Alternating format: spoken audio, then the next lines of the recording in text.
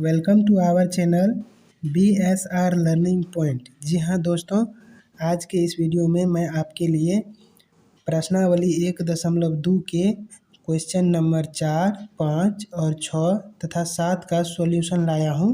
Previous video में हमने question number 1, 2 और 3 को अच्छे से क्लियर किया है। यदि आप वीडियो नहीं देखे हैं तो इस वीडियो की डिस्क्रिप्शन में उन वीडियो का लिंक दिया हुआ है, आप उसे जाकर ज़रूर देखिए। ठीक है, तो चलिए बिना किसी देरी के वीडियो को स्टार्ट करते हैं। दोस्तों, HCF जो दिया है तो दो संख्याओं का दिया है। पहली संख्या 306 और दूसरी संख्या 657। यहाँ पर लिखेंगे दिया हुआ है कि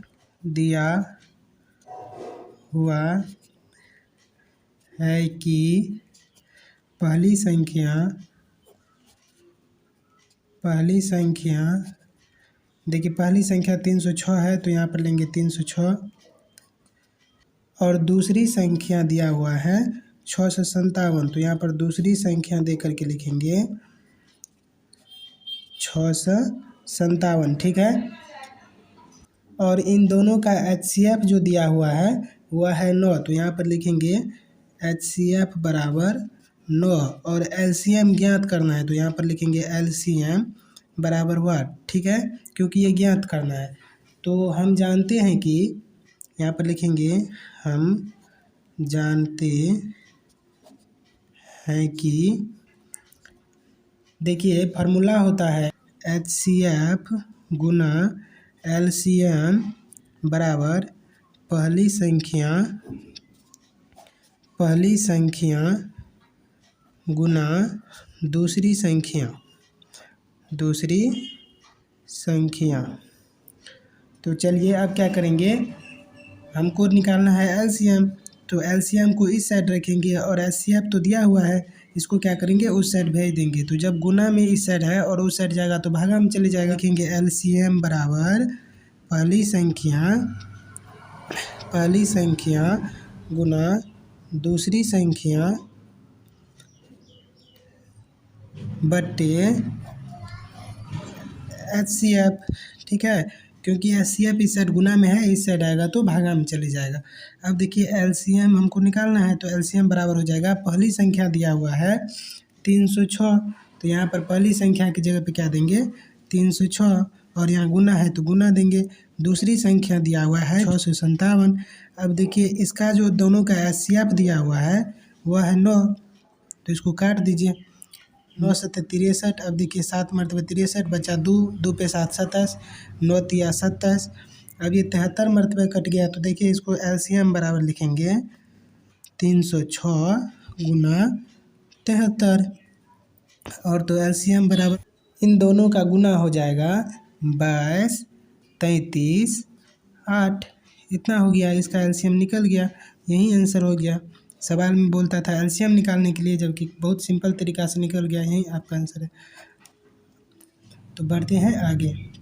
तो दोस्तों, अब जो हमारे पास अगला सवाल है वह कहता है जांच कीजिए कि क्या किसी प्राकृतिक संख्या n के लिए संख्या 6n अंक 0 पर समाप्त हो सकती है। ठीक है, तो सबसे पहले इस सवाल को बनाने से पहले आप इसके कुछ छोटे छोटे टर्म कंडीशन को जान लीजिए तो बेहतर होगा। ठीक है, तो चलिए मैं आपको बताता हूँ। तो देखिए इसमें 6n की जगह 6 पे पावर n की जगह पर या पूछ सकता है आपको 4 पे पावर n, या पूछ सकता है 9 पे पावर n, या पूछ सकता है 12 पे पावर n। ठीक है, या आपको पूछ सकता है 10 पे पावर n।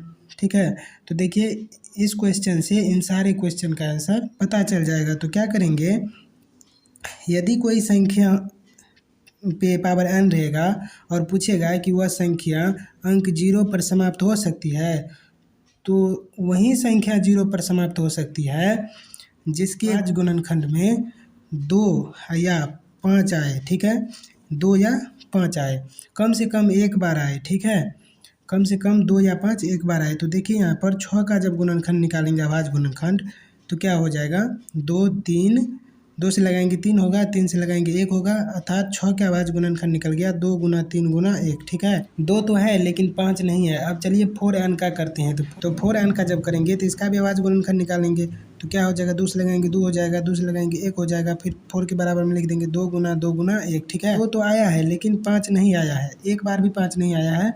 तो ये भी क्या होगा, अंक 0 पर समाप्त नहीं होगा। ठीक है, और ये भी समाप्त नहीं होगा। अब देखिए 9 का करेंगे तो 9 का अभाज्य गुणनखंड निकालेंगे, 3 गुना 3 हो जाएगा और गुना में 1 हो जाएगा। ठीक है, ये भी क्या होगा, इसमें भी 2, इसमें 2 और 5 कोई चीज़ नहीं आया है, तो ये भी क्या हो जाएगा, अंक 0 पर समाप्त नहीं होगा। और जब 10 का करेंगे 10 पे पावर n, तो इसमें देखिए 2 गुना 5 गुना 1 हो जाएगा। इसमें देखिए 2 भी है और 5 भी है, तो 2 और 5 दोनों है, तो क्या हो जाएगा, एक बार कम से कम आया है, तो ये जो है अंक 0 पर देखिए समाप्त हुआ ना, तो क्या हो जाएगा, ये अंक 0 पर क्या हो जाएगा, अंक 0 पर समाप्त होगी। ठीक है, तो यहाँ पर देखिए, यहाँ पर जो दिया हुआ है कहता है जांच कीजिए कि क्या किसी प्राकृतिक संख्या n के लिए संख्या 6n अंक 0 पर समाप्त हो सकती है।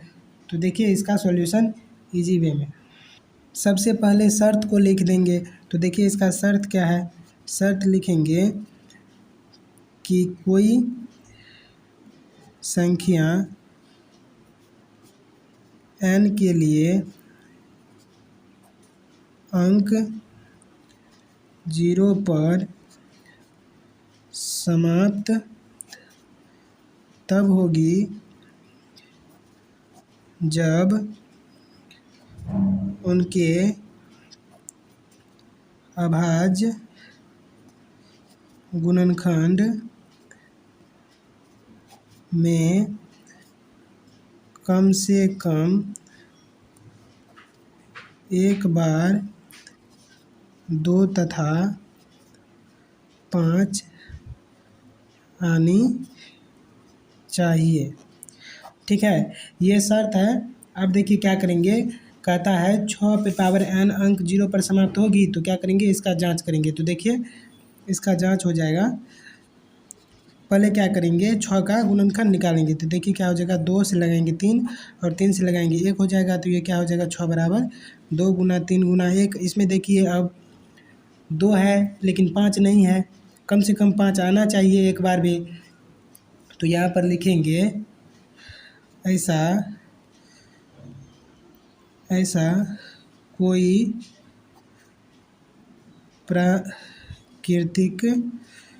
प्राकृतिक संख्या n नहीं है 6 पे पावर n अंक 0 पर समाप्त होगी। ठीक है, तो आई होप आपको समझ में आ गया होगा। तो चलिए नेक्स्ट सवाल पे चलते हैं। देखिए अब जो अगला क्वेश्चन है वह है व्याख्या कीजिए कि 7 गुना 11 गुना 13 प्लस 13 और 7 गुना 6 गुना 5 गुना 4 गुना 3 गुना 2 गुना 1 प्लस 5 भाज्य संख्याएं क्यों है। ठीक है, तो इसको सिद्ध करना है कि ये व्याख्या करना है इसका कि भाज्य संख्या ये क्यों है। तो सबसे पहले आप जान लीजिए कि भाज्य और अभाज्य संख्या क्या होता है। ठीक है, तो देखिए भाज्य संख्या लिखते हैं, भाज्य संख्या, और यहाँ पर लिखते हैं अभाज्य संख्या, अभाज्य संख्या। ठीक है, तो भाज्य संख्या जैसे होता है कि 4 6 8 10, ये सब भाज्य संख्या होता है, क्योंकि 4 का जो गुणनखंड होता है वह होता है 2 गुना 2, और इसको यहाँ पर हम दे सकते हैं गुना में 1, क्योंकि इससे इसको कोई फर्क नहीं पड़ता है। फिर 6 का गुणनखंड जो होता है वह होता है 2 गुना 3 गुना 1 दे सकते हैं, क्योंकि इसका जो है 2 से अधिक गुणनखंड है। ठीक है, इसीलिए ये भाज्य संख्या है। और 8 का जब करेंगे तो 8 का भी इसी प्रकार से हो जाएगा 2 गुना 2 गुना 2, और गुना में 1 दे सकते हैं, क्योंकि इससे यह पता चलता है कि इसका जो गुणनखंड है वह 2 से अधिक गुणनखंड है। यहाँ पर देखिए 1 2 3 4 गुणनखंड है, इसीलिए ये भाज्य संख्या है। और 10 का करेंगे तो क्या हो जाएगा, 2 गुना 5 गुना 1 करेंगे तो ये भी क्या हो जाएगा, इसका भी 2 से अधिक गुणनखंड है, इसीलिए ये भाज्य संख्या है। और अभाज्य संख्या में क्या होता है कि जैसे 2 ले लेते हैं, 3 5 और 7 ले लीजिए। इसमें क्या होता है कि इसका जब अभाज्य गुणनखंड करेंगे तो क्या हो जाएगा, ये स्वयं से कटता है और 1 से कटता है, ठीक है। इसका 2 ठो होता है अभाज्य गुणनखंड। 3 का भी करेंगे तो 3 गुना 1, 5 का भी करेंगे तो 5 गुना 1, 7 का भी करेंगे तो 7 गुना 1, ठीक है। ये अभाज्य संख्या इसीलिए होता है क्योंकि इसका जो गुणनखंड होता है 2 होता है, 2 से ज़्यादा नहीं होता है। या तो ये स्वयं से कटता है या 1 से कटता है, लेकिन इन सब का जो है अभाज्य गुणनखंड 2 से अधिक होता है, ठीक है। इसी बेस पर ये सवाल बनेगा। तो चलिए इसको बनाते हैं। तो देखिए कहता है, यहाँ पर लिखेंगे हल। ये बेसिक कॉन्सेप्ट था।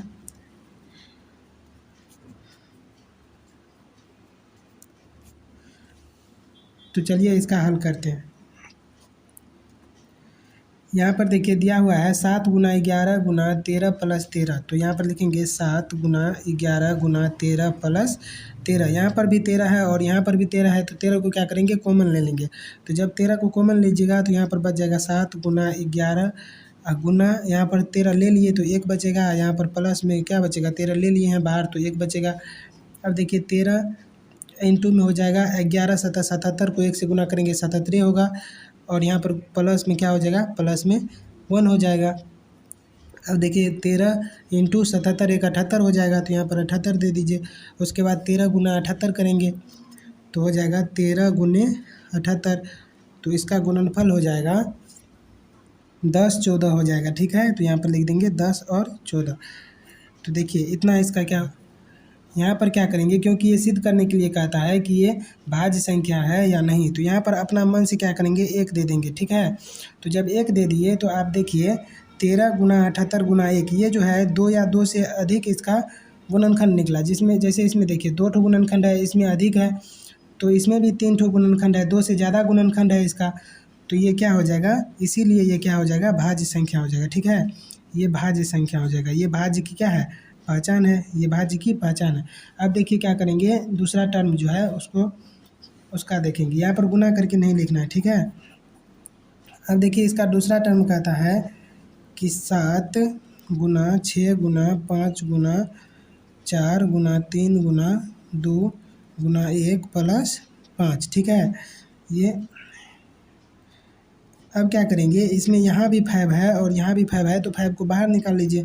तो 5 को बाहर निकालेंगे तो हो जाएगा 7 गुना 6 गुना 4 गुना 3 गुना 2 और यहाँ पर गुना 1 प्लस में क्या हो जाएगा, 1 हो जाएगा, क्योंकि 5 को क्या किए हैं, बाहर निकाल लिए हैं। अब देखिए इसको गुना करके लिखेंगे, 7 6 के 42, 42 हो जाएगा। यहाँ पर देखिए 4 तिया 12, 12 दूना 24, 24 को 1 से गुना करेंगे तो 24 ही होगा, प्लस में 1 है तो प्लस में 1 है। अब देखिए 5 और इसको क्या कीजिए, गुना करके लिख दीजिए। 42 और 24 का गुना हो जाएगा 1008, ठीक है। और यहाँ पर प्लस 1 है तो प्लस 1। अब देखिए ये क्या हो जाएगा, 5 गुना और ये दोनों को जोड़ दीजिए तो क्या हो जाएगा, 1009, 1009 हो जाएगा। और यहाँ पर गुना में अपने मन से 1 दे सकते हैं, ठीक है। तो 1 दे सकते हैं। अब देखिए इस संख्या का जो अभाज्य गुणनखंड निकला 5 गुना 1009 गुना 1, इसमें 3 ठो है, तो ये क्या हो जाएगा, भाज्य संख्या। इसीलिए ये क्या है, भाज्य संख्या है, क्योंकि इसका 2 से अधिक गुणनखंड है। तो यहाँ पर लिखेंगे, अब देखिए यहाँ पर आप लिख दीजिए, लिखेंगे ये संख्याएं इसलिए भाज्य है क्योंकि इसके 2 से अधिक अभाज्य गुणनखंड है, अभाज्य गुणनखंड है।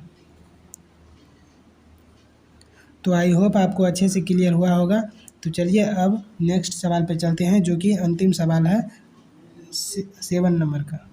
दोस्तों अब जो अगला सवाल है वह है 7 नंबर का। कहता है किसी खेल के मैदान के चारों ओर एक वृत्ताकार पथ है।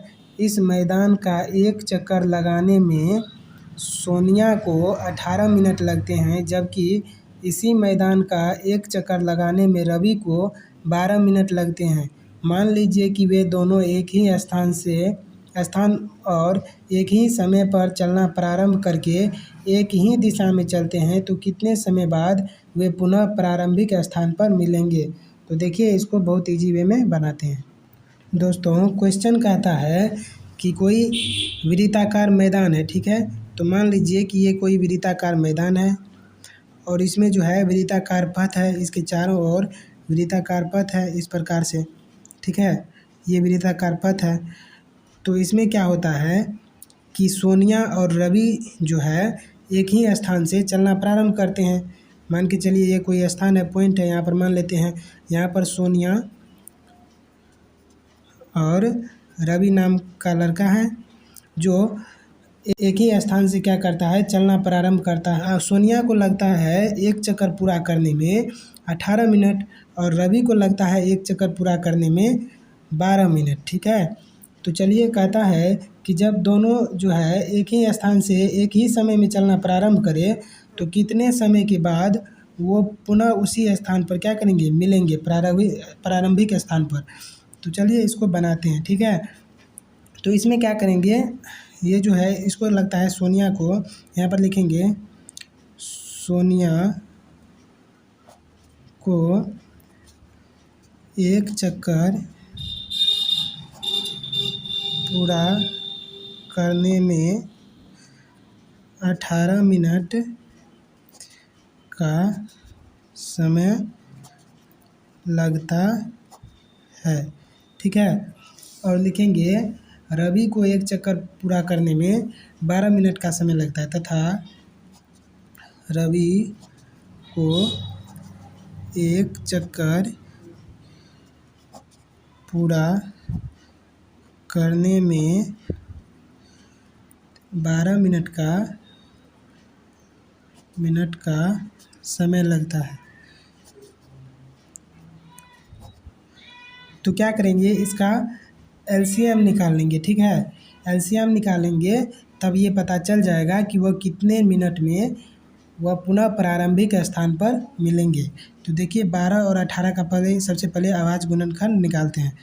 तो 18 का आवाज़ गुणनखंड हो जाएगा 2 से लगाएंगे 9 होगा, इसमें 3 से लगाएंगे 3 होगा और 3 से लगाएंगे तो 1 हो जाएगा, ठीक है। और 12 का आवाज़ गुणनखंड हो जाएगा 2 से लगाएंगे 6 होगा, 2 से लगाएंगे फिर 3 होगा और 3 से लगाएंगे तो 1 हो जाएगा, ठीक है। तो यहाँ पर सेपरेट करके लिख देंगे कि 12 और 18 का आवाज़ गुणनखंड, ठीक है। तो 18 के इक्वल में लिख दीजिए 2 गुना 3 गुना 3 गुना 1, ठीक है।